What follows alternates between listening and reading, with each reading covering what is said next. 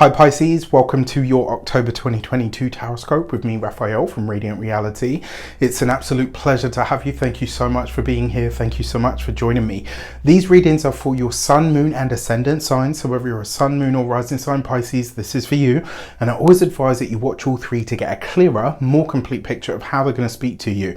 With that said, especially for these monthly forecasts that I put out, because when I'm talking about the astrology of the lunations, your ascendant is going to be most accurate to a lesser degree, but still very relevant sometimes. Your sun sign and your moon sign. So with that said, before we start, as always, I would like to bless my decks of cards with all forms of love, light, peace, prosperity and abundance. And I pray that the messages that come through are ultimately clear and concise, and they help you on your path to your highest vibrational good. So for your actions and interactions with the world at large, you have, so your jumping card for your actions and interactions with the world at large is the Six of Wands. This is beautiful, right? So I'm going to ask you a question here, my dear Pisces. What would you do if you knew you couldn't fail? If you knew that your success in a specific endeavor was guaranteed, that you knew 100% that you couldn't lose or that you couldn't find a way to mess it up subconsciously, what would you embark on tomorrow? That's why the reason I'm asking you that is because the Six of Wands is a success card. This is a victory procession. This is one of those moments where you get to celebrate something that you have. It's like the fruits of your labor effectively, but it's more than that. This is that moment of happiness when something comes good that you've worked on, through, over or towards. You've got this in your actions and interactions with the world at large, which means your footsteps are guided, but more importantly, your success is basically guaranteed. So this month, if you knew you couldn't fail, what would be the thing that you embarked on at this moment in time? For October, we're in October, Raf. For your communications and conversations, you have the King of Cups. So in some way, shape or form, you show up as yourself, right? Remember, the King of Cups is a water sign person, Pisces, Cancer or Scorpio. You've got this in your communication sector, which suggests that this month, not only are you showing up truly as yourself, but there's some peak financial experience here. I am going to say to you, especially because on the 9th of October, you've got that the full moon in the sign of Aries, which is your second house. This first 2 weeks of the month, play the lottery, put money on a horse, do something that has like a speculative kind of energy to it. More importantly, this could be a moment where some kind of financial reward and or incentive or blessing shows up for you. The King of Cups as a water sign person could literally be somebody that is bringing you good news. This could also be that some conversation that you choose to have or initiate actually comes good for you. Like this could be a time where you really are going after something and it's like the results are absolutely there. It's like what you ask for is delivered. Maybe, I don't know, maybe you're asking for a promotion and it comes through. Maybe you're asking to change to move sideways, let's say, within the company that you work in, and it's granted. Maybe you're asking for, whatever it is that you're asking for, as long as you are willing to really back it up with some form of action, you basically can't lose this month. On top of that, the King of Cups suggests that the way that people receive you this month is truly through a sense of compassion and camaraderie as well, which is absolutely fantastic. You've got some great ideas this month, Pisces. You have to put them into action. For your heart and half sector, you have the Hierophant card. For those of you that are partnered in long-term commitments, this looks like, because this card actually represents marriage. So if you are, partnered, this could be a proposal. This could literally be a proposal, right? Now, this could also be for those of you that are already married and in that situation. This could be where you and your partner are establishing something new around the relationship that brings some amazing things or blessings into your lives. This could also be where you and your partner are interacting at what feels like a more even keel. For those of you that are single, you could be meeting a fellow water sign person this month that absolutely kind of knocks your socks off. I've said this for a while now, that I believe Pisces were coming into a point where they would be meeting someone or connecting with somebody that would be a big part of their future. And I wonder if potentially this person shows up for you this month. They could be a fellow water sign. For those of you that are traveling as well, or doing some form of long distance travel or commute, this could be where you're meeting them. So this could be a really great month for love as well. For your money and materials, you have the World card right next to the Hierophant. This is fantastic for money. And the reason I say that is because the World card is a full circle moment. It's a promotion, an elevation, a pay rise. It's a boost to the income. Because it comes in right next to the Hierophant, this is a boost to the income that lasts. It's not something that's like, oh, it's a one-time payment and it's done. This is bigger money, extra money, more finances, more resources, or more opportunities to make money that are coming in, but they are here to stay because they come through the World card. This is where your financial status or outlook, or maybe even your financial baseline, is being reset, and it stays at that level, which is, you know, and I'm always a big fan of that kind of work, like financial baseline, like in your mind or in your energy system, really getting clear on what you want and holding that vibration. It will show up. It tends to show up really quickly if you do the work on the energetic level. For those of you that are, like I said, if you're single, by the end of this month, you won't be. I'm just calling it how I see it. Yeah, love it. All right, so let's check out your weeks of the month. So, okay. So your jumping card is the Lovers. All right, look at that. So the Lovers card is the number 6. You've got this right underneath the 6 of Wands. 2 6s represents balance. This first week of the month is going to see you really coming into alignment with something that you genuinely want or something that you genuinely need. All right, this is a really powerful moment. It is also you making a decision on a deep level that success is going to be a part of your future.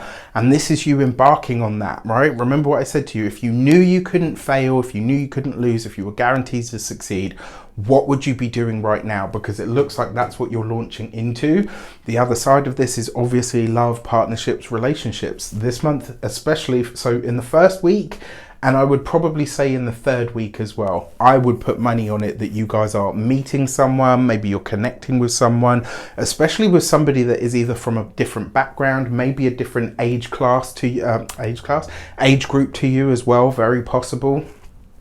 For your second week of the month, you have your card, the Moon card. So whoever this person is, they are also likely to be a Pisces. So the King of Cups that's coming in is likely to be a Pisces person that you're communicating with, that you're interacting with, somebody that is really giving you a deeper perspective on things, but also somebody that you just absolutely get, and you feel like they get you as well. It's like you speak the same language, your minds work the same way, you've got that same sort of weird, wonderful, creative kind of energy. There's a sense here that whoever you're connecting with this month, you know, and not just in a love or a romantic sense, but also in a business sense, or a what's the word, a business or a professional sense, there is real connection there. It's like, yes, you know what, I understand this person. Now, that being said, the Moon card is somewhat nebulous and can be, so I wouldn't be surprised. The Moon card next to the Lovers, I wouldn't be surprised if you were connecting with an old partner, you were hearing from an old partner, maybe you're reaching out to them, maybe you feel that it's time to, you know, bridge a gap of some kind. And it will likely be somebody that is, you know, they could be from a different background or they could be from a different age group, but they are likely the same sign. Like, this could literally be another Pisces, and there are things that you really bond over. There's things that you just, like, you really understand each other at that level. For your third week of the month, you've got the Magician card with the Hierophant. This could be a great week where a friend, a partner, a lover, a family member maybe has an idea or suggests something to you that could go on to be quite lucrative. Don't let yourself Like this month, be open to other people's opinions, other people's ideas, share your ideas with other people. Obviously not the stuff that you don't want to be pinched, but things that are already well established, this could be a great time for. For those of you that are single, if you're meeting someone, it's likely to be someone that's older. It's likely to be somebody that's either very successful, somebody that is potentially quite wealthy as well.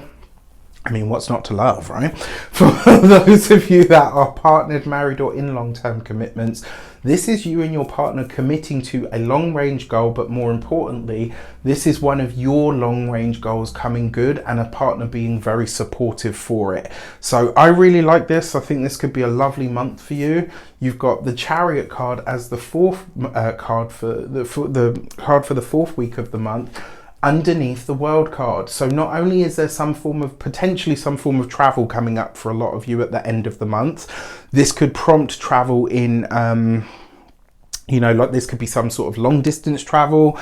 It could be a holiday. For a lot of you, I'm going to be really honest, I feel like this may come up very suddenly. You may suddenly really quickly find yourself needing to travel for something that you hadn't planned for or expected. Doesn't have to be catastrophic. It could be something really marvelous or something really wonderful. But I do feel like it's an opportunity that you won't be able to pass up, or you won't be able to yeah, I mean, it's not that you can't pass it up. It's just like you might think to yourself, if I don't do this or I don't move ahead with it, it might be something I regret for a very long time to come. That being said, interestingly enough, in your lunation, so the 25th of October is the new moon solar eclipse in the sign of Scorpio, which for you is in your 9th house of travel, higher education, the higher mind, broadcasting, publishing, all of those ways that you reach the world, websites, all of that kind of stuff is going to be a massive focus for you for the next 3 to 6 months, because it's a new moon solar eclipse. So something's being initiated here that will unpack over the next 3 to 6 months. It's not just that it happened, the event happens on the day and yay, oh, well, nothing happened and done. It'll initiate something for you over that 3 to 6 month period, sometimes 6 to 12 months, depending on the intensity or the impact that it's having on your specific chart and where it is happening in that chart. But with this, right, so not only is that activating the travel, but with the World card here, this is potentially something that could be quite a lucrative opportunity at the same time. Be open to what the universe is trying to show you around this eclipse, the day before, the day of, and the day after. And the reason I say that is an eclipse in the 9th house is an eclipse in the divine blessing house, right? The 9th house is a very lucky energy and you're having an eclipse there. So use it to your advantage. You got the gate 31 and leadership. For some of you, if you find yourself suddenly in, needing to be up front and center, if you find yourself thrust into some position of leadership or having to take command or control of a situation that you hadn't expected, just do the best you can. That will always be enough. And not only that, because you're a Pisces, you've got a deep well of wisdom that you have access to if you just open yourself up to it. Finally, the full moon in the sign of Aries, I talked about this a little bit earlier. This is in your 2nd house of money, finances, and resources. This is putting a spotlight on your finances, on how you make money, how you use it, spend it, but more importantly, this is bringing a peak financial experience in some way, shape, or form. And for this, you've got the gate 13 and listen, which basically says the full moon will reveal something to you via or through intuition. It may be through a conversation that you have with somebody. It might even be through a spontaneous opportunity that comes up through work or through some sort of partnership. And it's like when it does, maybe you'll be like, oh, well, I'm not entirely sure. You can't dilly-dally. You just have to make the decision, and then you'll have to understand that decision as you work through it. All in all, though, this looks like a really, really nice month. With that said, I wish you an abundance of all of that good stuff. Look after yourselves. Have a fantastic month. Take care, and I'll see you soon.